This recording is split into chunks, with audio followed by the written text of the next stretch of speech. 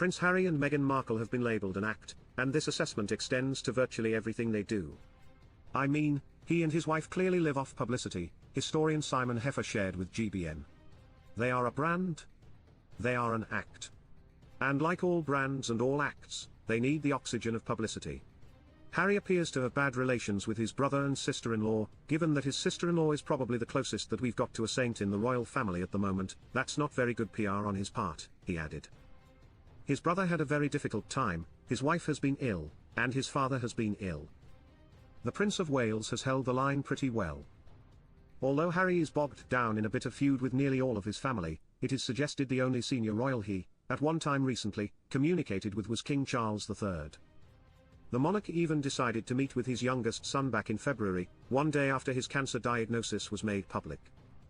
Some reports suggest the pair only met for 12 minutes, and the king declined to see his rebel son again when the Duke visited Britain on May 8 for an Invictus Games event.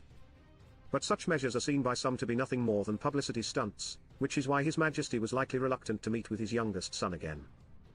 I think people are aware that Harry has not been supportive. It's one thing for him to go away and keep quiet, which is what the Duke of Windsor did, Heffer continued when comparing Harry to his royal rebel predecessor.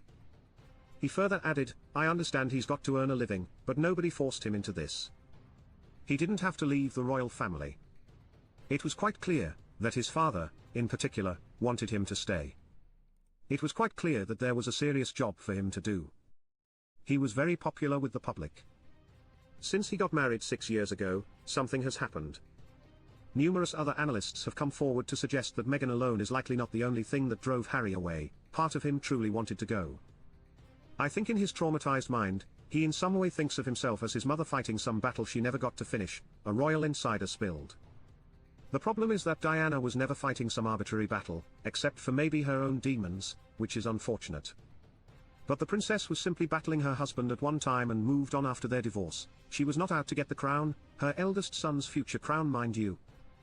They concluded, it is a failure of the institution that the prince never got proper psychological treatment when Diana died. It is moronic to say, well his brother moved on fine because we are all different.